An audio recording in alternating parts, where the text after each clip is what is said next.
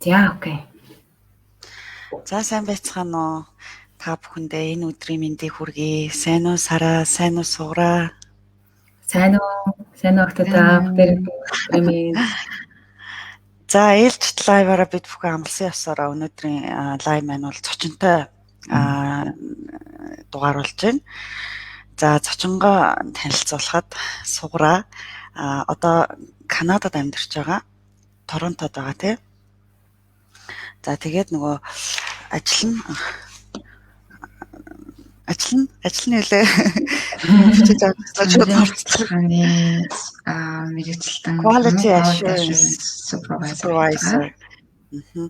Аха. За гэхдээ өнөөдрийн лайвынхаа бас нэг онцлог нь бид нар одоо ерөнхийдөө IELTS-ийн шалгалтын талаар хэд удаагийн хичээлүүдэд орчихсон тий ерөнхий ойлголтуудыг өгсөн үндсэн дөрвөн чадварыг яаж бэлтэх үү яах вэ хэрхэн бэлтэх үгээ арга аргачлалыг бол өгөө явсан. Тэгээд одоо ингээд өнөөдрийнхөө дугаар нь бол яг шалгалт өгчээсэн бодит туршлагатай тэгээ өөрөө бие дагаад бэлтжижсэн тэгээ өндөр оноо авчижсэн зорилготой хүрчээсэн иймэрхүү туршлагуудыг хуваалцах үүднээс зочинтой дугаар бэлдсэн. За тэгээ өнөөдрийн бас нэг онцлог нь Сараа агш маань бол өнөөдөр багшийн зүгээс биш яг оролцогч зочны зүгээс бас өөрийнх нь туршлагыг хуваалцаж явна. Урд нь бол бид нар айгүйх Сараа агш маань ингээд яг онол талаас нь их заасан. Одоо тэгвэл өөрийнх нь бас туршлагыг сонирхъя. За зочныхаа бас туршлагыг ингээ хуваалцъя гэдэг үүднээс ерөнхийдөө лайв маань тиймэрхүү зохион байгуулалттай явж байна. За тэгэхээр мэдээж эхний асуулт бол та хоёр маань ерөнхийдөө ямар зорилгоор тэ шалгалт өгч исэн хэр удаан бэлдээд хэдэн оноо авч исэн гэсэн мэдээллүүдээс хаваалцаач. За Сугараагаас эхэлчих. Зочноос эхлэе. Тэгээ. За хамгийн анх IELTS-ыг одоос 11 жилийн өмнө Энэтхэгт Бангалор хотод өгчээсэн байна. Академик IELTS өгчээсэн. Тэгээд тухайд бол бас гадагшаа сургууль явна гэд бэлтгээд өгчээсэн. 6.5 оноо авчихсан санагдаж байна. Гэхдээ нөгөө writing дээр нэлийн багасан 5 авчихсан санагдаж байна.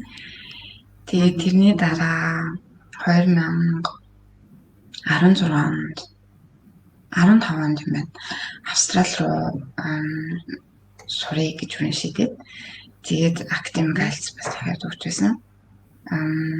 Тэгээд 7.5 оноо 7.5 оноо хаа тийм 7.5 оноо авчихсан байна. Тэгээд үүний дараа болохоор General IELTS-ийг яагаад өгсөн гэхээр Австралид сурч байгаа явцдаа энэ байнгын уншин суух гэж виз байдаг гэдгийг нь олж мэдээд тэгээд Австралид Канадад уншин суух виз авах гэсэн боловч Австралид байхгүй байсан учраас Канадыг сонирхоод дөрөв Канадыг багасаа сонирхтол байсан. Тэгээд байнгын уншин суух визнийхэн эрхийг ингээд судлаад үзсэн чинь General IELTS өгдөг болж таарсан. Тэгээд General IELTS-ыг анх удаа өгсөн. Тэгээд эхэлж өгөхдөө л нөгөө өгсөн авч чадаагүй. Яагаад гэхээр нөгөө each score нь 7 оноос ингээд дэш байх юм бол нэмэлт нөгөө нэг гэж оноо өгд юм байна. Тэгээд тэрийн оноог нь авч иж миний нөгөө нэг шаардлага биелгээд байсан. Тийм болохоор 2 удаа өгсөн. Австралид байхдаа өгөөд оноо хүрээгүй. Тэгээд Монгол сууныхаа амралтаар ирээд дахиж өгөөд тэгээд хүссэн оноо буюу 8 оноо тэгээд авчихсан тийм авчихсан. Тэр үеийг яг санаж шүү. За тэгэхээр бас хитэн өөр улсуудад IELTS-ыг бол өгөөд үзсэн байх нь шүү дээ тий. За манай Сараа агш маань урдны лайв дээр ярьжсэн гэхдээ дахиад нэг хуваалцаач. За тийм дээр ярьжсэн тийм энэ талаар ярьжсэн. Би бас ерөөдөө IELTS-ыг бол 3 удаа өгсөн. Гурлаа Монголд өгчээсэн. За тэгээ миний хувьд бол зорилго маань дандаа л одоо зүгээр хэлний мэдлэгээ баталгаажуулах. За тэгээд одоо ажил олгогчтэй ажилд орох. За эсвэл аливаа нэгэн төсөл хөтөлбөрт ингээд оролцох ингээд шаардлагын үүднээс IELTS өгч байсан. За тийм эхний удаа бас академик өгсөндөө. За тэгээ эхний удаа 6.5 оноод би 2014 онд авсан. За тэгээд дараа нь 2017 онд дахиж IELTS өгөхдөө би 7 авсан байгаа. За тэгээс хамгийн сүүлд 19 онд өгөөд 8 оноо авсан байна. За мундаг юм аа. Хоёулаа 8 оноотой. За тэгэхээр ерөнхийдөө бол мэдээж гадны улсад сурах тий. За сураагийн хувьд бол бас ажиллаж амьдрах зорилгоор IELTS-аагаа өгöd явж байсан байна. Тэгэхээр нөгөө IELTS-ийн шалгалтын маань 2 өөр модулын зорилго нь бол яг л юм байна л да. Нөгөө academic болон general training нь хоорондоо юм ялгаатай. Тэгээ яг ийм зорилгоор өгдөг юм биш шүү. За тэгэхээр ерөнхийдөө нөгөө за төвшингийн хувьд бол анх тэгэл нэг 6.5-аас 8 болцгооцсон гэж ойлгох нь шүү дээ, тий? За тэгвэл зочноос ахаад асуухад одоо яг ингээд IELTS-ыг бэлтгэхэд нөгөө 4 чадвараас нь хамгийн хэцүү нь аль нь байсан бэ? Тэгээ яаж өөрийгөө тэрэн дээрээ өөрийгөө ингэж ер нь нөгөө 4 чадвар ерөнхийдөө яг шалгалтандаа хэрхэн өөрийгөө гэж сойж бэлдэж одоо тэгээд 7 хонгууталтаа тий яаж ахаад 8 руу орохдоо хэрэг хугацаа шаардаж яаж өөр дээр ажиллаж исэн гоё туршлагаас олцож. За бэлдсэн хугацаа за нэг сар 2 сар л бэлдэжсэн хаяг яг шалгалт болгоныхоо өмнө гэхдээ мэдээж тэр хооронд бол англи хэлээр сайжруулах гэж бол бодож илсэн байгаа. Гэхдээ миний бол хүмүүст хэлэх юм бол ном сайн уншвал бүх чадвар сайжирт юм болов уу гэж ер нь итгэлтэй л байдаг л та. Яг тэгэхээр анх бол тийм одоо тусгай сургууль ч юм уу эсвэл сургалтанд явсан англи хэлний гүнзгийр авсан гэдэг ч юм уу тийм бэкграунд бол надад байхгүй. Яг л 10 жил англи хэл яаж заалгадаг тэрийг тэгж заалгаал их сургууль бас ямар хэмжээнд заадаг яг тэр л хөтөлбөрийн дагуу явж байсан тийм тусгай сургуульд авч байсан юм бол байхгүй. Тэгээд гол англи хэлийг маань сайжруулахад нөлөөлсөн бол ерөөсөө хамгийн дуртай зохиолоо унших. Басан тэгээд дуртай юм уншихлаар залахгүй хэцүү юм шиг санагдахгүй. Тэгээд тухайд яг миний дуртай ном монгол хэл дээр гараагүй байсан. Азалж. Тэгээд англи дээр уншихаас өөр аргагүй болоод тэгээд уншижсэн. Тэгэхээр ер нь бол бүх чадварыг сайжруулах юм бол ном л гэж хэлмээр юм. Яа тэгэхээр унших чадвар бол мэдээж тагаа сайжирна. Бичлэгээр болохоор чинь хүний толгой ингээд нөгөө бүр автоматар цээжилсэн байдаг. Тэгээ эргээд яг нөгөө текстээ гаргаад ингээд бичих гэхээр цаанаас нөгөө номныхоо үгээр бараа тэгж бичиж байгаа юм шиг болт юм шиг надад санагддаг. Яриан дээр болохоор яаж мэдэгддэг гэхээр хүн чинь ингээд уншихтаа ингээд толгойн дотор ингээд яг скрипт уншиж байгаа юм шиг ингээд нөгөө дуу хоолойгоор уншдаг сте ярьж байгаа юм шиг сонсож. Тэр нь өөрөө эргээд буцаад яг ярихад яг дуудлага хамтар дээр бол нөлөөлөхгүй ч гэсэн ярианы чадвар сайжруулахад бас хэрэгтэй юм болов уу гэж боддог. Хэрвээ цаг хугацаа байгаа бол одоо жилийн дараа 2 жилийн дараа ерөн хадгаш авна гэдэг ч юм уу тэгж бэлтэж байгаа тохиол цаг хугацаа байгаа бол шүү бас сабтайтлтай кинонууд үзвэл илүү эсэ тэгээд гой хурдан сурсан гэж бодож байна. Би өөрөө бас тийжсэн. Гэхдээ нөгөө нэг богино хугацаанд тулцсан тохиолдол бас байна. Тэгээд сүүлийн миний general IELTS-ийн хувьд бол нөгөө хугацаанд жоон тулцсан яарч байсан. Тэр тохиолдолд миний бодлоор олон юм сурч чадахгүй учраас яг өөртөө тохирсон яг нэг л одоо зааврыг бариад одоо бичих гэж байгаа бол яг зөвхөн нэг л төрлийн одоо стайлын бариад бүтцийг бариад тэгж бэлтгэх юм. Тэрнээр л янз бүрийн одоо сэдвүүд бичээд ингээд ажиллах юм бол илүү хүртэнтэй гэж үзье. Тэгэхээр нэг нь хугацаа байхгүй юм чи олон төрлийн одоо бүтц загвар сурч чадахгүй шүү дээ. Тийм болохоор яг нэг би бол яг тэгжэл болсон.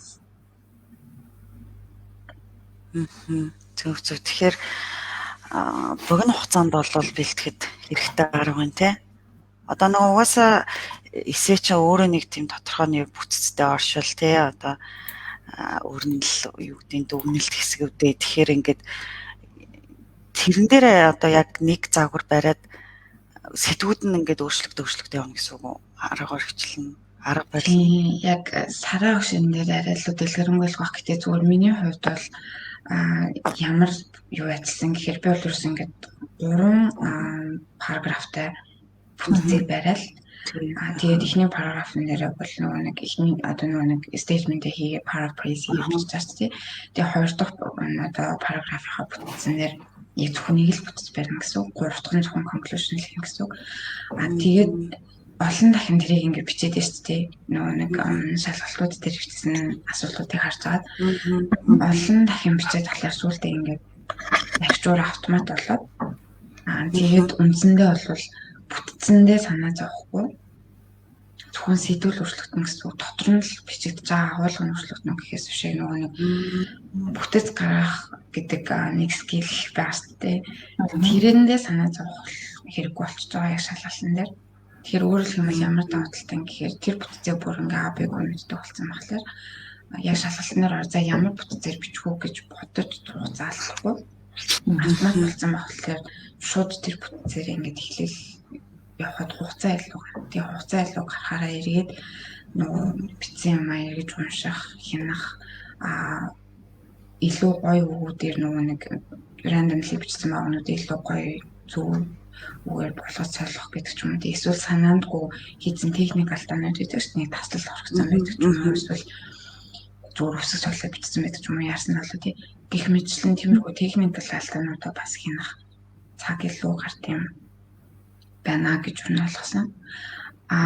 Тэгээд general IELTS дээр тус маань надаа нэг анзаарчихсан юм юу гэхээр бичих юм дээр чадвар дээр цаана ингээд нөгөө нэг хүн л уншиж байгаа. Яг бид нартай адилхан хүн л ирж уншаа шалгаж байгаа. Тийм болохоор тэр хүн чинь нэг биш бүр амар олон одоо эсэнүүд уншиж байгаа гэдгийг бодоод аль болох тэр хүнд уншихад яавал ингээд урсан амар ойлгомжтой байх уу гэдэг үүднээс бичвэл зөв юм шиг санагдсан. Тэгвэл нэг асуулт ирлээ яг өөрийнхөө үзэл бодлоор ингээд бичглээ заримдаа ч нөгөө нэг жоохон нийтийн одоо бодол санаанаас арай өөр бодож болж болно шүү дээ. Тэр бодол санаа үнэнгээр ингээд бичглээр цаад хүндээ ойлгохын тулд тэр юм чи илүү энерги зарцуулах хэрэгтэй болоод ингээд жоохон хийдэг юм болов уу болгосон. Тэгэхээр нэг аль болох зүгээр одоо энгийн ингээд урссан цаад хүндээ ингээд уншихад хэлбэр байхаар бичих юм бол ер нь тэр бол яг өөрийнхөө туршлагаас явуулж авсан юм. Тийм.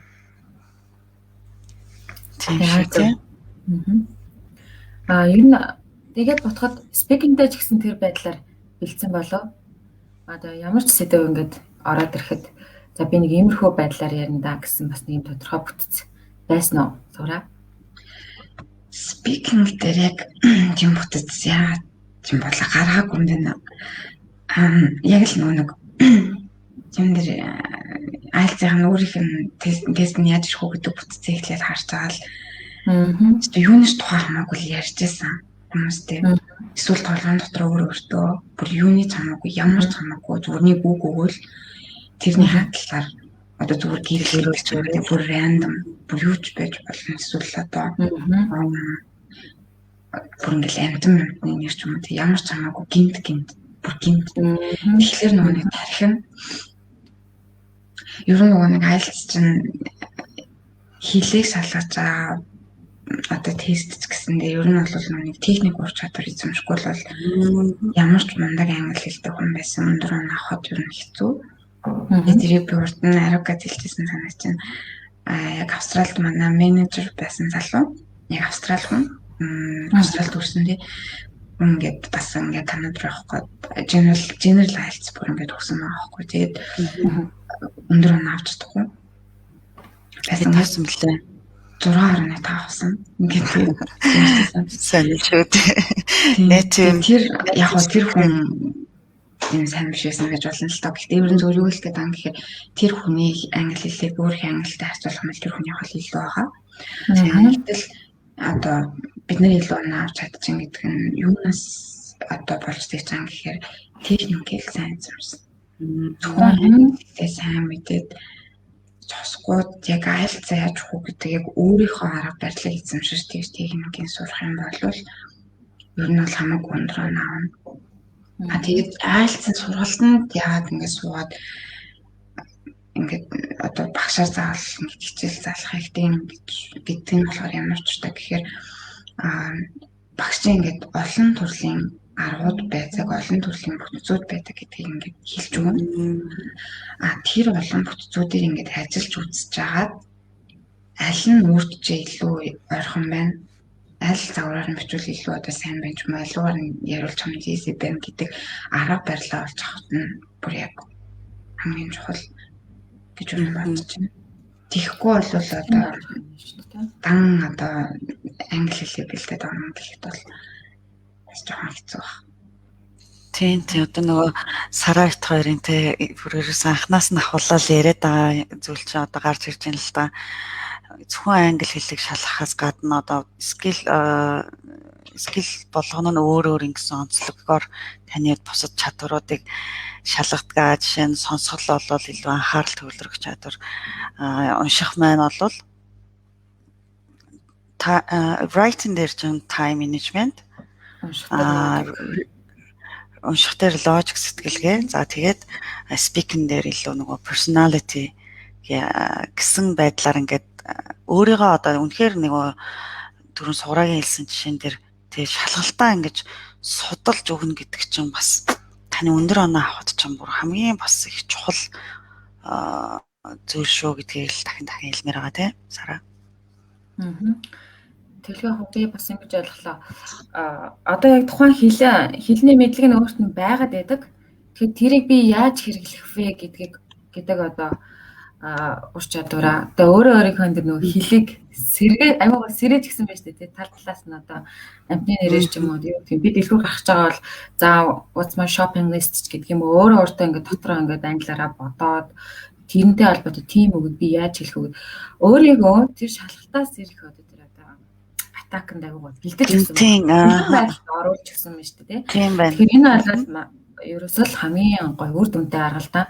Одоо би энэ хэлийг сурна гэд бодсон л байгаа бол ерөөсөө л тэр хэл дээрээ чи өөрөө л гэж сурах хэрэгтэй. Өгүүлбэрээ бүтээж, өөрөө бодож, тий за би одоо гараад машинаас юм авахад би гарч штэ. Тэгэхээр лифтээр буух гэхийг юу гэдэг юм. Одоо юу гэдэг юм машинаас асах гэхийг юу гэдэг ч юм. Өөрийгөө ингэж юу аачих хэрэгтэй. Тий сэтгэж ээжэж тэр чинь өөрөө чинь аягүй гоё мэдлэг болоод үлдчихэж байгаа байхгүй. Тэгэхээр эргээгээд ямар ч сэдвээр ороод ирсэн өөрийнхөө ашиглаж исэн, өөрийнхөө бодож исэн, өөрийнхөө бичиж исэн тэр юмыг гаргаж ирээд ашиглах гэдэг бол хамгийн супер болчиход байгаа юм л да.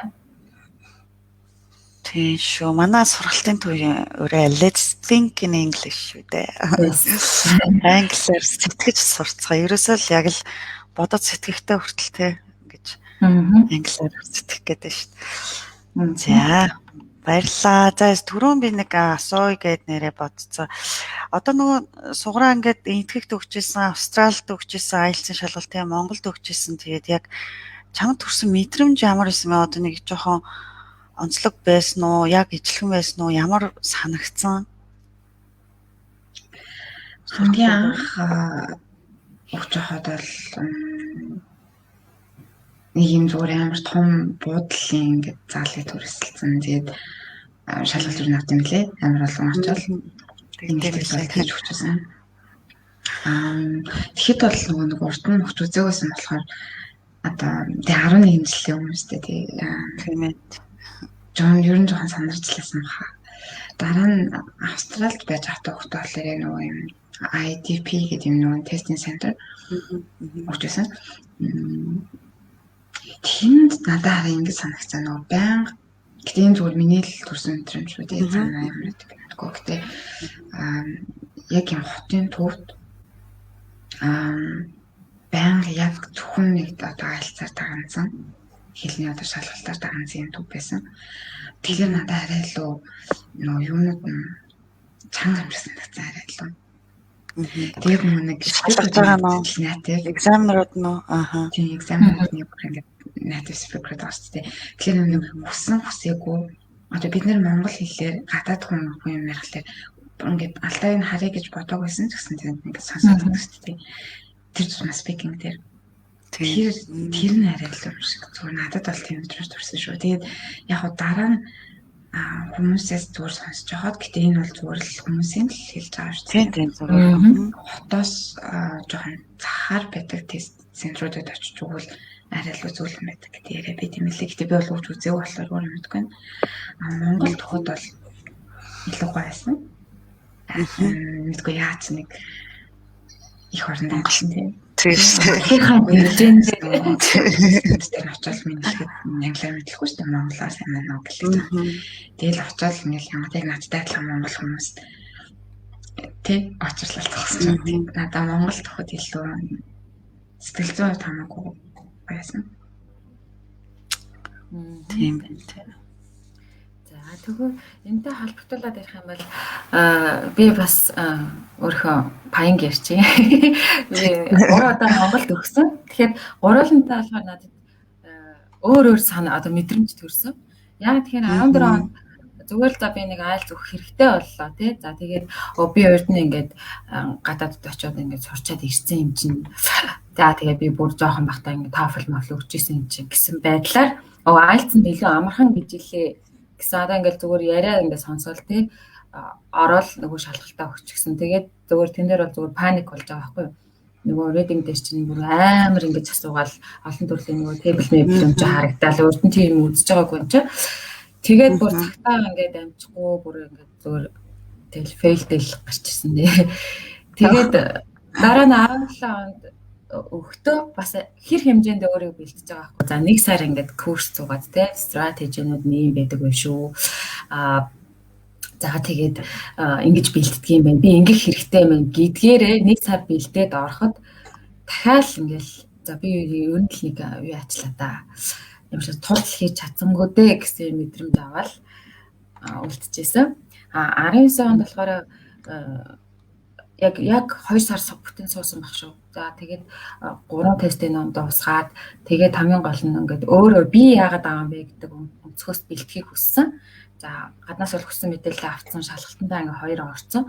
Тэгэхээр одоо би яах вэ? Би яагаад би ингээ сайжирч чадах байгаа юм бэ гэдэг үүднээсээ ингээд бэлдээд ороод шалгалтан дээр ороод хийсэн чи яг зөв хийгээд байгаа юм шиг санагдаа. Өөртөө итгэж нэмэгдчихэж байгаа юм. Тэгээд ерөөдөө бас хүссэн оноогоо авч чадсан. Тэгэхээр би зөвөр юу гэж хэлэх гээд байна гэхээр хамгийн гол нь л ерөөсөө л эцсийн дүндэл өөрөө шүү та тийм өөрийгөө л өөртөөгөө л маш гоё ингэж өөрөө өөртөө тулж эргээгээд өөр шимийн тийм хүртэх юм байна гэдгийг ойлгож авцаа. Сараа гэжтэй би бүр яг санал нэг байна. Юу л юм бэлээ. Ер нь бэлдэхгүй ороод болгон дөрөв наавна гэж надад байхгүй юм шиг санагдсан. Тэгээд нөгөө номны тухай ярихад би ер нь аль тест өгч байхдаа нөгөө Cambridge IELTS гэдэг номыг барьж бэлдчихсэн. Бас олон юм руу ер нь хуцаанд удаж байгаа шахах байсан болохоор тэгсэн бол ер нь олон юм руу хазаагүй аль дээр нэг тийм ном дуусгасан. 17 гэдэг чинь 14 хүртэл гарсан байлоо тухайд. Тэгээд 14 л ингэ ажилласан. Тэгээд тийм бүгд ажилласан. Тэгээд одоо 52 бүтэн тест ажиллаж гарсан. Тийм хийсэн байж тээ. Юу тэр нь ямар ач холбогдолтой гэхээр за миний хувьд бол reading, listening хоёр дээр яг тэр номыг ч юм уу өөрийнхөө өгсөн номыг бариад маш олон тест ажилласан байхад яг одоо нэг гэртээ ажиллаж байгаа оноо бол шалгалтан дээр авах. Тэгэхээр та ямар оноо авах ёстой гэдгийг анханасаа зорьсон байгаа шүү дээ. За одоо сургуульд явж байгаа миний орохыг хүсэж байгаа сургууль маань босоо оноонд тийм байна. Би энэс нэг жоохон давуулаад авчвал илүү даваад үсэх юм байна гэдэг ч юм уу тий. Эсвэл гадагшаа цагаачлах гэж байгаа бол одоо босоо оноонд тийм байна. Би энэс давал тал болохын тулд тэд оноо авах хэрэгтэй гэдгийг анх мэдчихээд Тэгээд яг нөгөө тестээ ажиллаад ингээд өөрийнхөө оноо тооцоод үзэнгүүт ямар оноо авч яг тэрийг л надад л ер нь reading listening хоёр бол амар барьцтай санагддаг. Яг л бэлдэх боломжтой. Чимж болохоор ер нь арай илүү оноо аваад тийм болов уу боддог. Writing, speaking хоёр бол жоохон tricky. Яг ярилцж байгаа юм ямар байх вэ? Уншиж байгаа хүндээ яаж ойлгомжтой бичиж чадах уу юу тий. Тийм талаас тэгээд general writing дээр надад нэг юм сараа шил дээр паян гэдэг шиг нэг юм эхлээд хөхөд ингээд найзтай цагаа бичих гэдэг юм шиг байхгүй амар амархан хинж бичиж чаддаг шүү дээ. Бүр хамгийн гоё амархан сэтгэл бодоод бичлээ. Тэнгүүд амар дашаа унахчих таахгүй. Тэгээд дараа нь нөгөө нэг номын дэлгүүр юм байна гэж орчуулдаг те хандаж комплейн гаргасан тийм цаг бичих юмсан. Тэгээд энэ нэр өндөр нь авчихсан. Тэгэхээр би нээс юу хэлэх гээд байгаа юм гэхээр яг тухайн сэдвүүдэд таарсан стайлаар бичиж чаддаг байх нь ямар чухал юм бэ ойлгосон. Тэгээд эргээд өөрийнхөө туршлагыг бодохоор одоо ажилтайгаа холбоотой байт юм уу, сургуультайгаа холбоотой ч юм их хвчлэн нөгөө академик эсвэл бизнес одоо цагаанууд бичижсэн одоо имэйлүүд бид нар бичдэг тийм тэгсэн байж таарад найздаа бол альбиасны имэйл бичиж үзэх байсан билээ.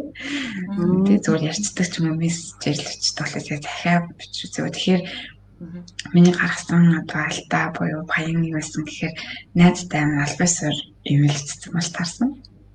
Алгал энгийн үг сонсон боловч тийм байна тийм. Тэр нь хангалттай энгийн одоо найз шиг тийм байж чадаагүй гэдэг дараа нь ингээд ойлгоч. Тэгэхээр бас тийм сэдвэр бол хүмүүс анхаарад яг найзтай л бичиж байгаа гэж бодож бичих зүйл шүү. Вау. Ста гой зөвлөгөө туршлага болцож байна. Баярлалаа. За ерөнхийдөө Сараа агш маань ч гэсэн Туркт сурч байсан тийм. Тэгээд би бас тооёроос ингэж асуумар санагдлаа да. Ер нь ингээд за оноогоо авлаа, гадны сургуультай явлаа. Тэгээд нэг тийм тасан зогц хугацаа гэж нэг юм байдаг тийм.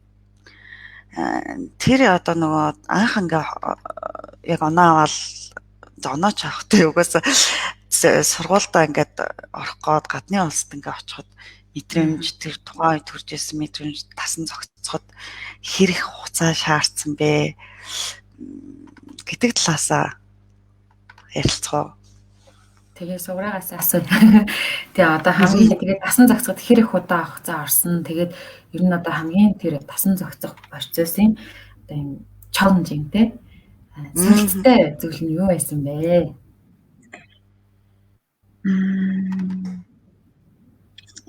Ер нь хилтэй багт бол гайгүй. Яг хэлсэн гэхээр нөгөө нэг одоо ингээд Монгол хүмүүстэй ингээд бас тааралтай танилцж байгаа шүү дээ. Монгол хөлбөрийн гадаад үтгсэн байгаа л да. Тэгээд тэр хүмүүстэй ингээд яг юм талаар ярьж байгаад энэ хилэн жоохон тиймэрхүү байсан хүмүүс очоод юм нэлийн хэцүү байдаг. Наад захын л гэхээр оюут юм ч бас нэг part time ажил болоод хийж мэрэгдэг тий. Очоод сургууль дээрээ гэлсэн гэдэг давтгалаад хүмүүстэй хамт доцрохгүй ингээд явчмаар байдаг. Тэгээд ингээд бодглохлоор гүдэл ядаж нэг банк руу ороод банкныхаа картыг нийлэх чинь нэг утасны дугаар авчихсан гэх юм хэрэгтэй шүү дээ. Тэгэхээр хэрэгтэй байх юм бол ер нь гайгүй тийм жижигэл хамаагүй гайгүй л юм шиг санагдсан. Тэгээ хил маань жоохон таарах очих юм бол одоо хүнээс л өдөртний харилцаанд ороход хэцүү тийм тий. Тэгээд бүх юм маш удаашрна, маш их удаашрна. Тэр бол хугацаа алдах нь маш их хугацаа алдна. Гүдэл ядаж нэг өдрийн дотор амжилж болох ингээл сайн хэлсэндээ банкны карт нийлэх хүчний дугаар авах сургалтаа очиж уулзах гэдэг юм уу. Энэс л нэг өдөр амжилж болох ажлыг бас нэг өөр хүний цаг завыг харах хэрэгтэй болно. Эсвэл ганцаараа очлоо гэж бодоход нөгөө хүнтэйг ойлголцох гэж илүү хугацаа орно гэх мэтчлэн. Тэгэхээр ер нь гадагшаа ямар ч зорилгоор явах гэж бэлдэж байгаа хүн бол Монголдо байхдаа маш сайн бэлтжээд очих юм бол хуцсны дараа цаг хугацаа тэгээд маш их мөнгө ч юм гэж юу бодож байна. Цаг хугацаа мөнгө дөрөв гэрнэ. Тэгээ хүний бас цаг зав хийчихсэн юм шүү дээ. Тэгэхээр тийм. Тэгээ хэл яг бас тодорхой хэмжээнд гайгүй байсан болохоор тасны зохицууд бас гайгүй урд байсан. Зүгээр яг энэтхэгт ч очиход би зүгээр жугаацтай Австралид ч гэсэн очиход нэг манай найз нар байсан. Өөр олон жил ажилласан найз нар байсан ялгaalанд. Тэгэхээр тэр хоёр маань ер нь бол зүгээр сайхан чиглэл хэл авсан. Тэгэхээр хэрвээ боломж байдаг бол очихоос өмнө бас тийм ямар контакт байна гэдэг нэг хараад тэгээд тийм зөвлөгөө аваад нэг юм бол бас хугацаа алдахгүй хурдан тийм энэ Канадад ирэхэд ч гэсэн бас яг найз бол байгаагүй. Гэхдээ одоо бол маш сайн найз гэр бүлийн найзууд болсон. Надад их тусалсан. Тэгээд бас яг одоо байр саал машин зэрэг одоо юу гэдэг авахд бүх замуудын зааж өгсөн. Тийм. Тэгэхээр нөгөө зарим хүмүүс ч очоод сурчна гэдээ баг Монголдо сурахгүй явцсан хүмүүс их байдаг те. Баг нутагт нь очсон байхад учрыг нь олоо сурахгүй тэгэл бороо сурна энэ гэж боддог хүмүүст хандахад бол үгүй юм биш үү. Тийм очоод байгаа сурна. Сурналцаа гэдэг маш хугацаа тийм хугацаа шаардж байна те. Тийм байна. Сарагийн хувьд Сараачин бол бүр Туркт очсон байгаа шүү дээ. За би яхаа Турк явахаасаа өмнө зүгээр одоо энэ засгийн газрын сэтгэлэг байсан учраас зүгээр нэг бичгийн англи хэлний шалгалтаа за тэг мэрэгжлийн шалгалтаа өгөөд за тэр тестэн дээрээ сайн авсан оноо авсан учраас ингээд тэнцээд явчихжээ. За тийм учраас би туркээр сураад туркээр төгсчихсэн учраас энэ маань ингээд англи хэлтэй нэг холбоогүй болчлаа. Туркт оюутан байхдаа зуныхаа амралтаар Америк руу явж үзлээ. 2009 онд work and traveler. За тэгээд за тэр 100 бол нэр аим хэцүү байсан надад л аваа. За цогроо аль шин 6.5 оноогоо аваад бас IELTS те ингээд хүнтэй ярилцаж үзээд ингээд бас те энэ ойлголтоо аваад гоё суйртай явсан байна шүү дээ. За би бол яхаа очиод нөгөөд чинь сайхан турк хэлмэлээ сураад ингээд явцсан. За тэгээ очиод ажил хайсан. Эхний сар бол амар хэцүү. Нөгөө ажлаа хайх гэсэн чинь одоо ингээд нөгөө уг нэг англи хэлний уг байсан л та надаа. Бас Монголд ингээ тодорхой хэмжээнд нэлийн бас хичээгээ сурдаг байсан. Тэгээд нөгөө байгаа инглишээ гаргаж чаддгүй. Тэгээ хүний хэлж байгаа юмыг уг нь ингээ ойлгоод байгаа байхгүй юу. Тэгэл хариулах гэхээр ингээл хөлснөс гоожвол тэгэл уцнаас дуурахаар сандраал. Айгуу тийм байсан. За тэгээ ажилд орсон чинь зөөгчийн ажилд ороод за тэгээд нөгөө нэг ярихгүй бол угаасаа тэгэл болохоо гэж. Тэгээд зэн дотор зөндөө факт гарсан. Тэгэхээр 3 сарын дараа л би бол дааны хүн орж ирэхэд тэгээ мэдлээ л дээ. За та юу авах гэсэн ингэсэн. За окей тэгээд зүгээр гарлаа ч гэдэг. Ингээд нэг юм ойлголцох хэмжээнд өөрийгөө илэрхийлж сурсан. Тэгээд яагаад гэсэн ингээд бэ гэд ботсон чинь түрүүн суграач бас хэллээ л дээ. Ерөнхийдөө reading listening хоёр дээр бид нэр бол бас нэг мэдж байгаад те. Бэлдээд бас өгсөн оноонд хүрэх боломжтой байдаг. Speaking, writing хоёр дээр арай нэг юм challenging байгаад байдаг гэх тээ. Надад болохоор яг тэр тохиолдсон. Ингээд өөрийгөө ерөөсөө илэрхийлж чадахгүй. За нөгөө үгээ мэдээд байгаа, зарим тохиолдолд мэдж байгаа, зарим тохиолдолд мэдэхгүй байгаа. Мэдж байгаа тохиолдолд хэлэхээр ингээд ичдэг ч юм уу, яадаг ч юм уу. Тэр юу нь одоо надад бол хэцүү байсан орчиндөө босоход. Хэрвээ тодорхой хэмжээнд бас ингээд нөгөө IELTS-та бэлдээд IELTS-аа өгөөд тэ speaking making өөртөө дадлах хийгээд ингээд явцсан байсан бол бас арай өөр яхасан болов гэж бодож байсан. Тийм. Тэгэхээр ерөөсөө өөрийгөө задлах тэр орчиндөө ингээд дуусахад бол хамгийн гол нь бид нэр өөрсдөө л их сайн явах хэрэгтэй юм лээ. Ярьж, бичиж, тэ expressive skill дээр ингээд сайн ажиллах хэрэгтэй юм шиг санагдсан. Өөрөө дээр ажиллах чинь ерөөсөө ганц хэлэн дээр ч биш ажлын байран дээр хаанч хувийн амьдрал дээр хүртэл хүн ер нь өөртөө ажиллах хэрэгтэй л юм л да. Одоо асуудал нь хаана байна гэдэг хүнээс айхгүй яг л өөрөөгөө ерөнхийдөө нөгөө өдөр болгоо нэг хуваар илүү сайжруулбал магадгүй 100 өдрийн дараа 100% сайжралтанд хүрэх ч юм уу те. Тэгэхээр байнгын л өөрийгөө хөгжүүлж өөрийгөө сайжруулж өөрийнхөө сул талыг дандаа тэр нээж олж тэрний дээрээ их тулж ажиллах хэрэгтэй тий. Зөвхөн нэг шалгалт гэдэг хаас гадна Тэгэлгүй яах вэ? за тэгэхээр одоо нөгөө IELTS-ийн шалгалтын талаар ярихад нөгөө хамгийн бэрхшээлтэй хэсэг нь бол би бол сургуулийн үед бол жоохон writing байсан байна гэж ойлголоо. Сарагийн үед болохоор урд нь хэлчихсэн гэдэг ярьж яг дөрвөн одоо чадвар хамгийн хэцүү нь ямар аль нь байсан бэлээ. Тэг яаж тэрийг сайжруулсан блэ?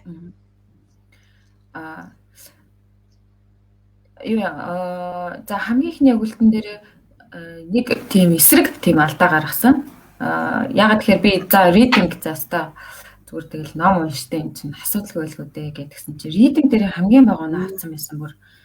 Тэгээд тэн дээр маш их гайхаад тэндээс юу гэж утсан бэ гэхээр ерөөсөө за миний ийм сайн да энэ муу да гэж хэвтүүлээ бодож болохгүй юм байлаа бэлтэж явах явцдаа дөрүүлэн дээр нь анхаарах хэрэгтэй юм билээ. Гэхдээ миний хувьд бол бас адилхан. Би бол writing speaking хоёр дээр надад бас хэцүү санагддаг. Яагаад тэгэхээр одоо жишээ начиг төрлийн хүн бол их тийм одоо академик юм дуртай. За тэгээд ингээ өөрийгөө чөлөөтэй илэрхийлэх тал дээр жоохон дүүлмэгтэй ингээд өөрийгөө жоохон барьцдаг. Writing speaking хоёр бол ялангуяа надад бол speaking.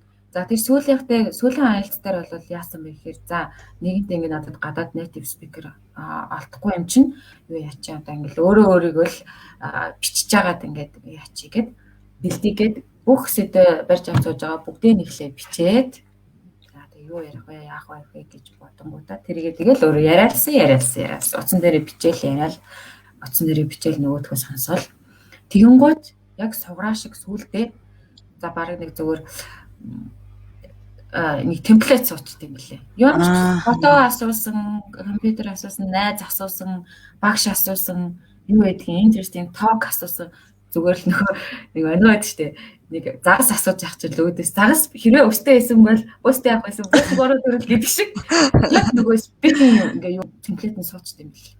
Би ингэж бодож байна. Энэ бол ийм хизээ гэвэл ийм ягаад гэвэл ийм тэгэхэд би юу мэдэрсэн бэ гэж нөгөө бүх сэдв дээр яг тэгж ярьдаг болчт юм билээ. Тэгэхээр тийм надад бол ерөөсөө ер нь одоо ч гэсэн speaking хамгийн challenging санагддаг та.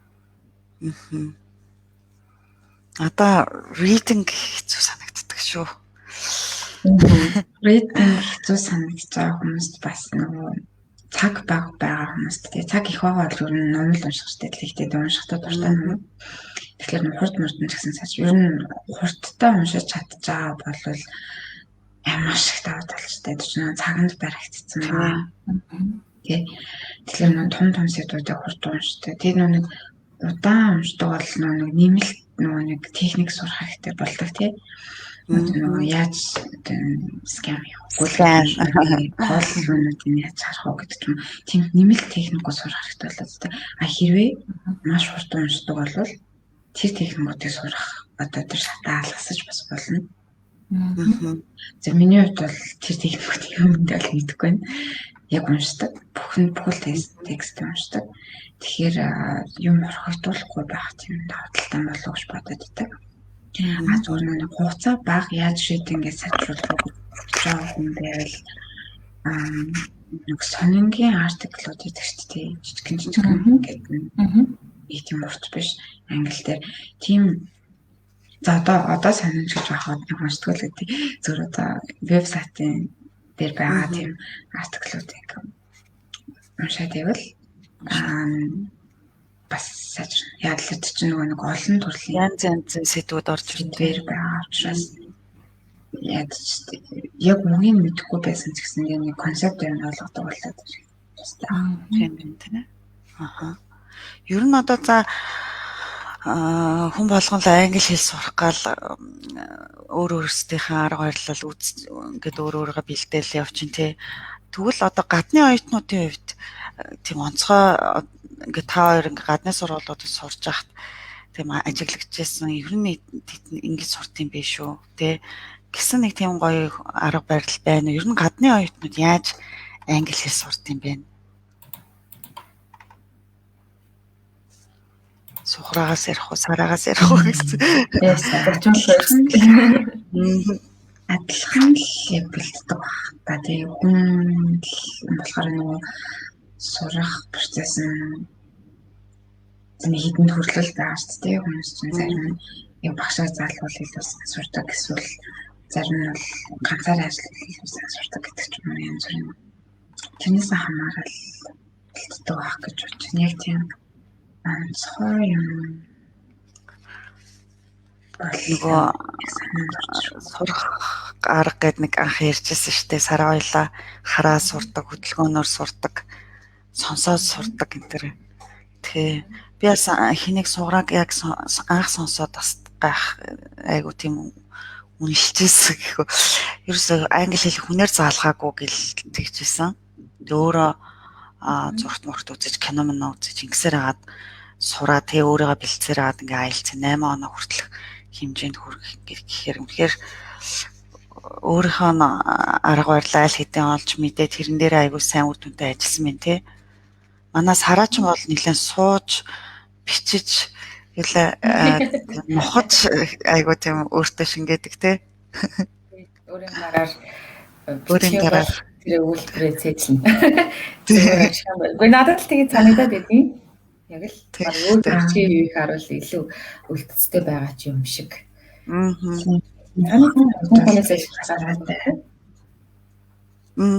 Ухаан болж бас санаад адилхан. Заавал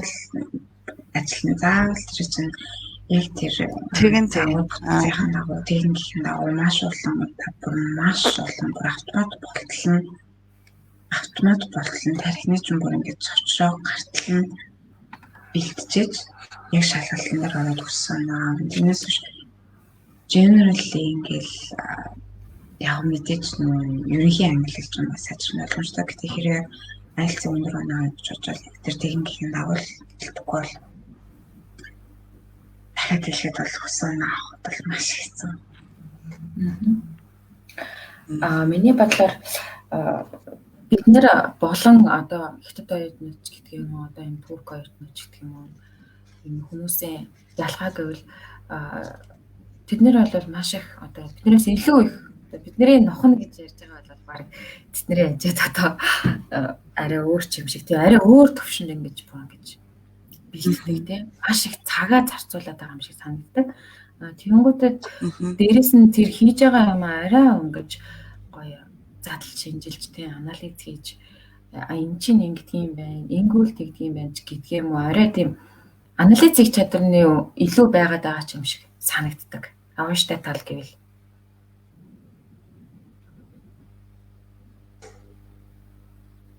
тэгэхгүй гэвэл яг зүгээр өөр дээр жишээ аваад ингээд бодоод үзэхээр эхэндээ бол зүгээр л за би зүгээр энэ тестийг ажиллах хэрэгтэй юм байна гэж ажиллаад тусгаал орхичдаг.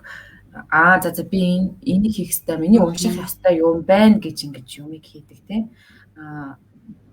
Тэгэхээр сүүлдээ нөгөө оюутнууд болохоор тийм одоо Монгол биш хүмүүс болохоор тэрийг арай өөр өнцгөөс харж авч хийж яавал энийг одоо яах вэ? Энэ яа надад хэрэгтэй вэ гэдгийг арай илүү тэгж бодож бэлддэг юм шиг санагдсан. Гэтэ биднээс ч гэсэн бас даваа тал байгаа шүү дээ. Тийм болохоор ерөөсөө бидэд хангалттай цаг хугацаагаар зарцуулах зөв өрсөлдөж одоо олон юм барьж авахгүй нэг зүйлээ барьж аваад ингээд өөрийгөө ажиллах зүйлүүд хэрэгтэй байна гэж бодож байна. Би бас нэг сонссон шүү. Нөгөө одоо Америкт энэ төр хятад оюутныг харахаараа шууд тийм гавл одоо бидний хэлдгээр гавл гэж боддог. Тэгэхээр нэг бас их шаргуу юу ах те. Хичээл арга барил нь, сурах арга барил нь бас.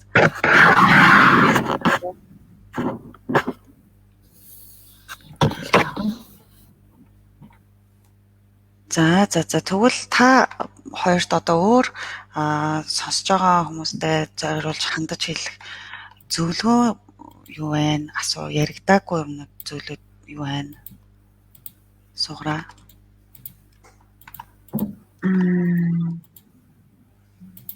Нэгдүгээрт яг ямар зорилгоор англи хэлээ сурах гэж байгаа вэ гэдгийг эхлээд сайх бодож тодорхойлох хэрэгтэй байх гэж чинь. Нэг гадагшаа явж ажиллах гэдэг юм, сурах гэдэг юм тий. Дараа нь болохоор хэрэг хугацаа надад байгаа гэдгийг бодож үзэх хэрэгтэй.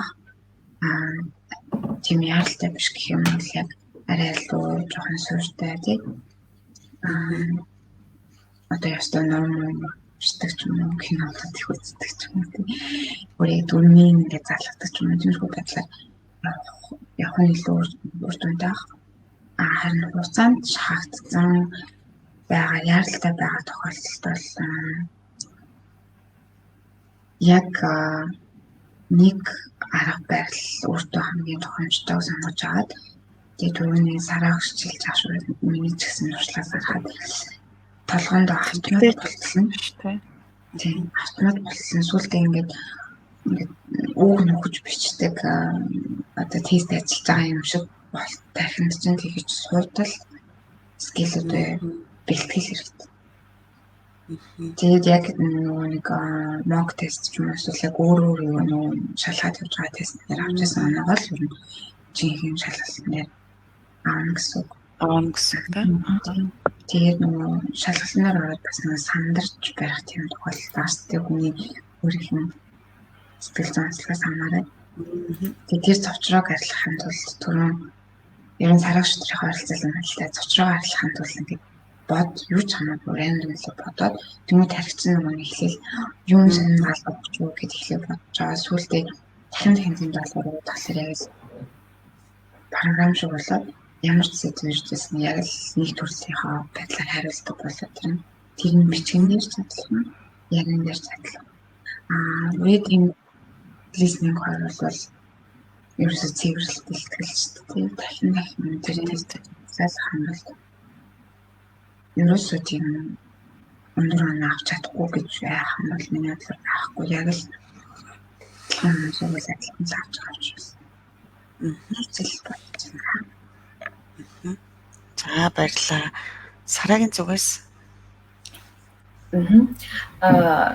яг хүмүүс ер нь ингээд анзаархад ер нь бид нэр өөрсдөө ч гэсэн хүнд юу гэж зөвлөд юм гэхээр одоо подкаст сонсороо, ном уншаарай, дуртай сонирхолтой киногоо үзээрэй. Яагаад тэгж зөвлөд байгаа юм гэхээр ерөөсөө тэр орчинд л одоо өөрийг чинь оруулах гэдэг тийм. Тэгэхгүй хүмүүс ингэдэж штэ ном уншаарай гэж ингэм гоо. Нэг ном авангуудаа заастаа бүтэхгүй юм байна. 2 удаа өгсөн чинь ингээд хичлээ 2 3 онцлоо. Тэгээрээ одоо хэдүүлээ чинь ер нь бол хангалттай үзлээ, хангалттай сонслоо. Одоо хамгийн гол нь тэрийг хийж хэрэгжүүлж эхлээрээ ойлгохгүй ингээд бити хаяараа тийм. Тэр зүйлийг та явандаа 5 удаа 6 удаа 7 дахь удаа тэр ингээд бас тэр дундаас үг барьж авдаг болно, ойлгодог болно, тухайн номоо ингээд шимтэж уншдаг болно. Тэгэхээр тодорхой хэмжээний алхмыг та өөрөө авч иж яа шүү тэгээд амархан бити бууж өгөөрэй тийм. Битээ шантраарай тий. Тийм, битээ шантраарай одоо хийж эхэлцгээе. Лайв үзэж дуусаад өнөөдрийнхөө 3 үгээ ингээд байрч аваад нэг өгүүлбэр биччихээрээ. За жилд чинь 52 7 хоног байгаа шүү дээ. Тэгээд амралтын өдрөөр хасаад бодоход надад хэдэн өдөр байна. Би тэр өдрийн тоогоор 3 үг цээжилчих юм бол яах юм бэ? Эргээд би бараг жилийн дараа 700 800 өгөх чинь. Гэдэг үүднээс ингээд хараад маш гоё тууштай байгаарэ. Тууштай байцгаая гэж хэлмээр байна. За баярлалаа үнтэй зөвлөгөөний төгсөнд. Би бас яг тэгжсэн байна. Ингээд нөгөө өдөр ерөөсөө яг ингээд толгоондоо төрөний сугараа хийлээд байгаа шигтэй ингээд суулгаж өөрийн гинтийн байдалд бэлтгэх гэдэг янз янзын сэдвэр өөрөө бодсон.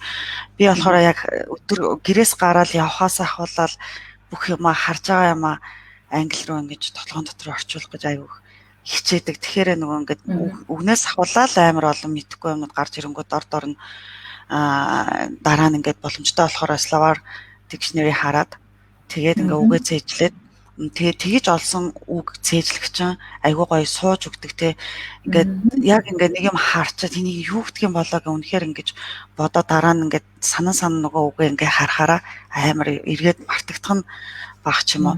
Тэгэхээр ерөөсөө ингээл яг л нүдэрээ харж байгаа зүйлээ хийж байгаа зүйлээ бүх юмаа ингээ бас дотроо ингээ яг англиар би тэгж байна, би ингэж байна, би ногоон харж байна, одоо юу гэдэг нь хажуугаар нохоо явлаа. Энэ олоноо ингээ бодоод гоё яваад ахаар бас сурахт нь хэрэгтэй болоо гэсэн зөвлөгөөгөө. За тэгэхээр за өнөөдөр тэгээд ингээд зочинтойгоо бас гоё гадны орнд суралцах хэрхэн IELTS өгчээсэн тэг хэдэн он авч ирсэн гэх мэт туршлагууд хэрхэн бэлдсэн, яаж бэлдсэн гэдэг аргуудаасаа хуваалцлаа. Та бүхэнд бас хэрэгтэй зөвлөгөөнүүдийг өгч чадсан болов уу гэж бодож байна. За манай одоо ингээд нөгөө сургалтын төв дээрх маань IELTS-ийн бэлтгэл ангиуд одоо яг шинэ хэлсэлтээ авч эхэлж байна. Тэгэхээр та бүхэн бас бүртгүүлэх боломжтой. Тэгээ лайвыг үзэж байгаа хүмүүс маань хэрэг бүртгүүлэх юм бол манай юу яаж байгаа те 20% хөнгөлөлттэй хамрагдж байгаа шүү. Нийтдээ сарын хугацаанд таны одоо 4 чадварыг бол зэрэг дээшлүүлээд одоо яг л шалгалтандаа бэлдээд явна гэсэн үг. 7 хоногт 3 удаа хичээл, нэг хичээлэгтээ цаг 30 минутаар. Тэгээд багш нар маань бол ингээд та бүхэн бас харлаа те. Өндөр оноотой багш нар өөрсдөө гэсэн арга барилтай маш гоё зүйтэй зөвлөгөөнүүдийг өгч тань дээр бас ингээд одоо нөгөө тулж ажиллаж бэлдэж те хамтдаа амжилтанд хүрэхэд чинь үнэхээр ингээд дэмжиж хамтдаа хичээх болно. Тэгэхээр та бүхэн сонирхож байвал манай нөгөө сургалтын төв рүү холбогдоорой. Эсвэл бол одоо энэ лайвынхан доор нэрээ бичээд утсаа авчихад бид нэр эргээд холбогдож бас болно. За нэг тиймэрхүү суграагийн арыг харахаар наач одоо харанхуй болцсон байна уу те? Тийм одоо энэ шөнийн 2 цаг болох гэж байна. Шөнийн 2 цаг. Нэрээ Канадад ер нь нэрээ гоё сонирхуулаач одоо нөгөө энэ нөхцөл байдал хэр байна те энэ ковидтай холбоотой нөхцөл байдал ямар байна, цаг агаар ямар байна, амьдрал ер нь наач яаж буцалж яах юм? ковидын нөхцөл байдал бол ер нь хүнд байгаа. Локдаунтай байгаа тий? Локдаунтай байгаа. Хизээ локдаун лифт болохыг одоо л мэдэхгүй таашгүй байна. Гэхдээ нөгөө essential салбарын бол ажиллаж байна. Хүүхдийн цэцэрлэг нь бол хаагддаг юм байна. Манай Монголоос ялгаатай нь гэвэл тэгээд зүгээр юм тий. Яг чөлөө цагаан өнгөрүүлэх газрууд хаалттай. Тэгээд хүмүүс суулгах боломжгүй боловч бусад юм бол за манай гэр бүлийн хувьд өөрчлөлтөд хамаахгүй хэвэн байна. Цаг агаарын хувьд Монголтой маань юу нэг адилхан. Тийм тий. 4 улиралтай. Арай жоохон дулаан байж магадгүй, арай их цас ундаг. Яг одоо бидний байгаа хотод бол тийм дороондоо. Өвөлдөө хамгийн хүүтэн хэд хүрэх үү? За нэг 18 хүрэх шиг боллоо та тий сайн. Одоо энэ 2 өвлөл өнгөрөөж утсан чинь. Эхний өвөл бол Австралид нэг нэлээд гадарсан болохоор жоохон даарсан. Гэтэ Монгол хүмүүс угаасаа гайхштай. Зөвхөн хүмүүстэй бас яаж мэдгүй ч юм уу тий эсвэл сонирхож байгаа хүмүүс байгаа ч магадгүй гэж бодоод хэлгээд одоо нэг permanent residency гэдэг юм байнгын оршин суух их юм тийм виз гэж байд. Сарнуудад ингэ байт юм байна. Би бол өөрөө нэлийн сүүл мэдсэн л тий. Тэгээд одоо мэдсэн магадгүй. Тийм одоо бас шуумаар сонирхож үзээ. Тэгэх юм бол нөгөө жинхэнэ general айлцаж байна. Ажлын туршлагачин боловсруулч нь тий нөлөөл одоо жинхэнэ одоо хэрэг гарна. Тэгээ хэрэг тэр тухайн эрхтэй виз ингээд аваад тэр сонирхсан орнд ирж чадах юм бол үнэснээ сонгол өхөөс бусад бүх эрх нь тухайн улсынхаа иргэнтэй адилхан тийм эрхэлдэг. Тэгээд тодорхой хугацаа өнгөрсний дараа тухайн улсынхаа иргэн нь болж болдог. Ийм ерөөсөө яг сонгуулиас бусад бүх эрхийг нэг иргэнтэй адилхан эрхэлдэг юм. Оюу бид юм л шүү. Тэгэхээр боловсралтай одоо тодорхой асуумжлагтай тэгээ хэлнийх нь авцсан хүмүүс байвал бас тэгээ гадагшаа явж бодож байгаа хүмүүс бас сонирхож үзвэл гой давуу тал үзэндүү байна. Яг Монголд амьдарч байгаа юм шиг. Тийм амьдарч болно тийм мэрэгчлэрээ ажиллаад бүтээн сургууль цэцэрлэг одоо улсаас нь багтаа Зарим тохиолдолд нөгөө халамж гэл авдаг Монголтэй бүгдээ мөнгө. Яг тэрнтэй адилхан тийм тусламж дэмжлэг тий.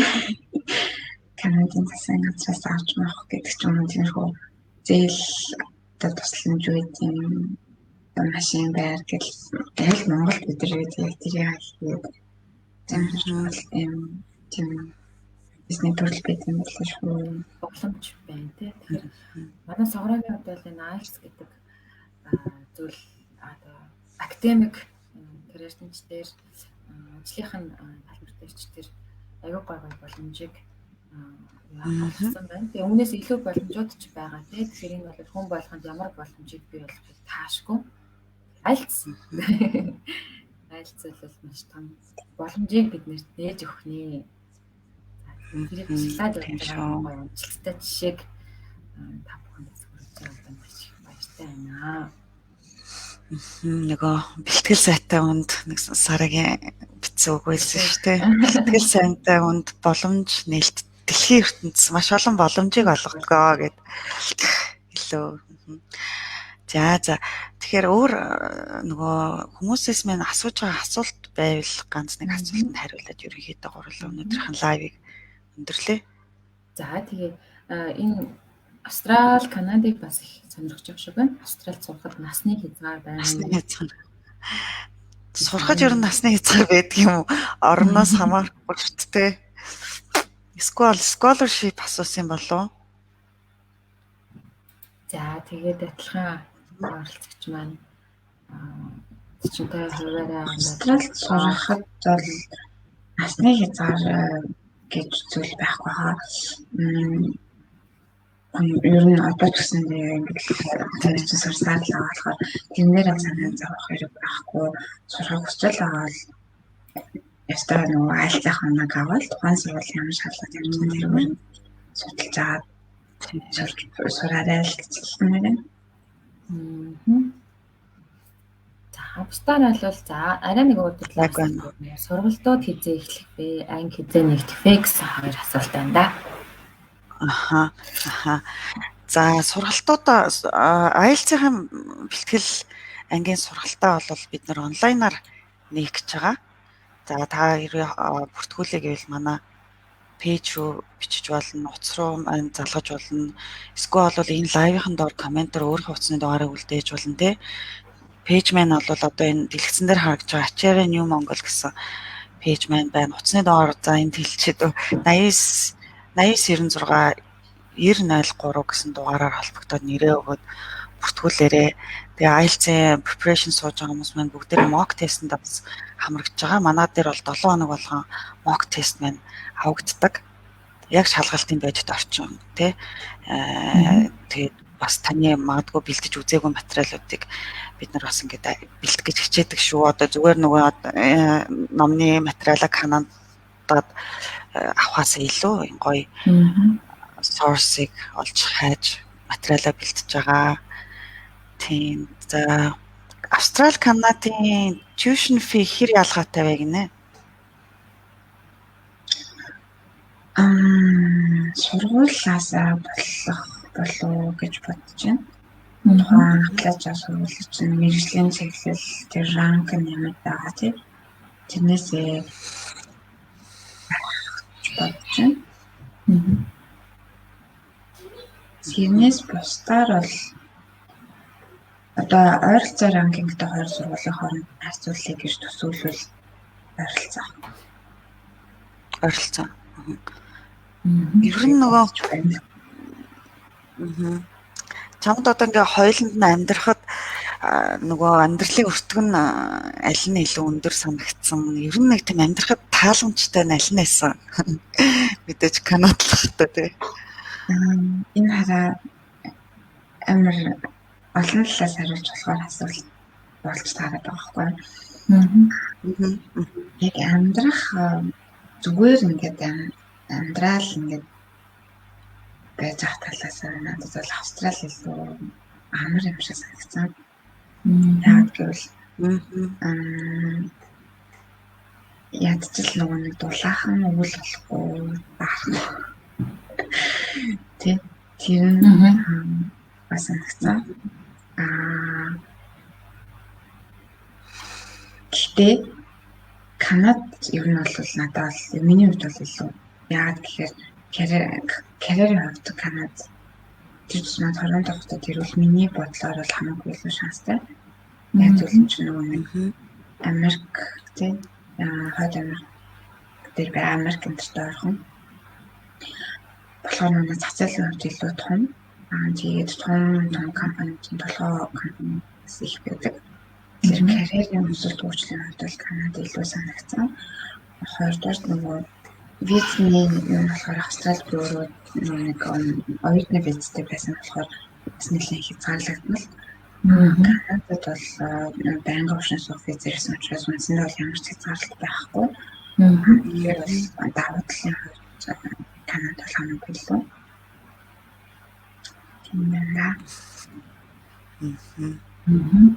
За нэг хурд уншихтай холбоотой нэг зүйл асуужээ. Ном уншихдаа дор нь шинэ үгээ хараад явбал дээрөө шууд уншаад утгаар нь ойлгох бол дээрөө. Би энэ дээр нэг туршлага олцчихоо. Хэлэх байх. Би нөгөө би шууд зохиолын хэлээд юм. Энэ дээр боддог. Гэхдээ би нэг Harry Potter-тай амар дуртай. Байсан. Одоо ч гэсэн дуртай.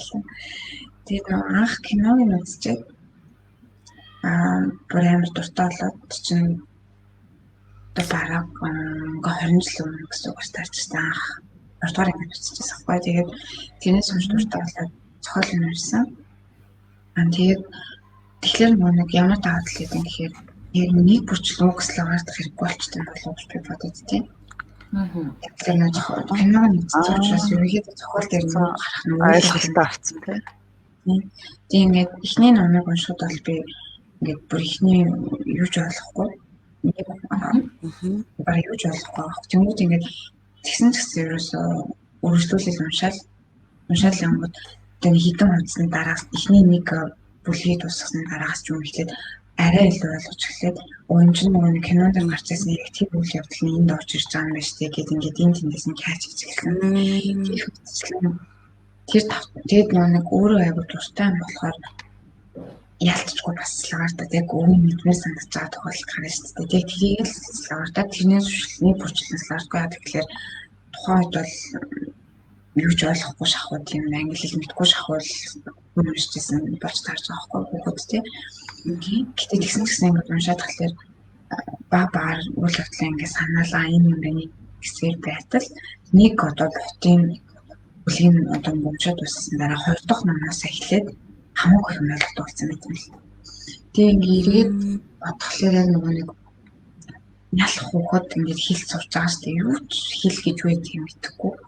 Хүүхэд ингээд монгол хэл одоо сурч ингээд төсөөл хэл даава ээжээ гэдэг хэлдэг шүү дээ. Байнга цаашууд нь бидний хэлсээр байгаад тэр хүүхэд чинь тэр үгээс сурч эхэлж байгаа тэр хэлийг нэг тэр зарчмаар одоо цаг хугацаа байгаа хэл би бол тийчээс сурсан юм шиг байна л да анх бол.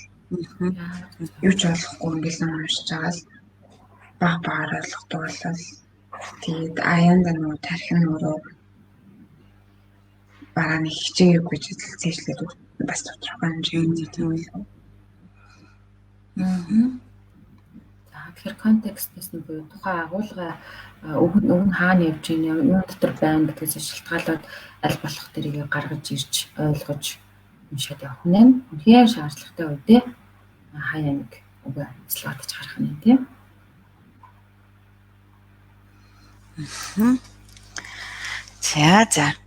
За тэгвэл өнөөдрийн зочин маань бид хоёроо ингэж суграа гэд найзаагаа урьж оролцуулсан. Яагаад тэгэхээр сарайт хоёр ерөнхийдөө IELTS-ийн хичээлийг 5-6 удаа хичээл хүргэсэн маа тийм.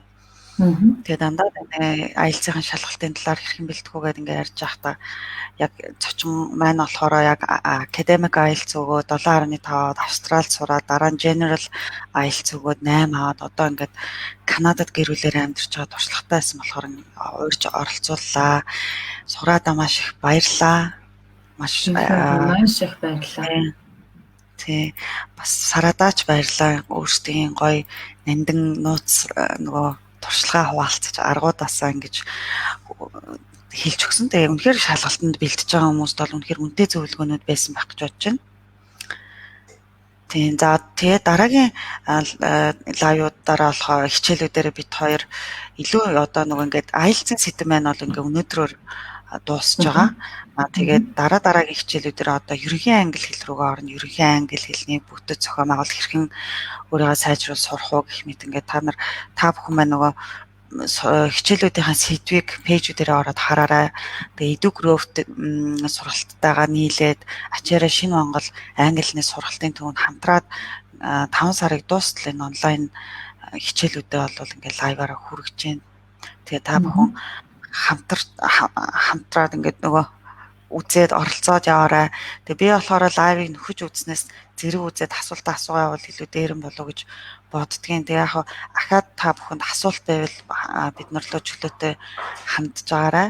Тэгээ ер нь манай сургалтын төвийг бол элсэлтүүд маань одоо эхэлж байна. Гэхдээ бол сургалтын төвийг танхимаар хичээлхийг түр хориглосон байна. Тэгэхээр 22-ноос хойшоогоо магадгүй цөөн тоотой танхимын сургалтаа давхар онлайн сургалтууд маань бол бас элсэлтээ авч байгаа шүү гэж гэсэн мэдээллүүдийг хүргье. За сургалтаа маш их баярлалаа. Шөнийн 2 цаг болж байгаа. Харин тийм. Маш их баярлалаа. Баярлалаа. За тэгвэл энэ хүрээд өнөөдрийнхээ лайв өндөрлөлөө тий. За тэгээ. За бүгд. Амжилт хүсье.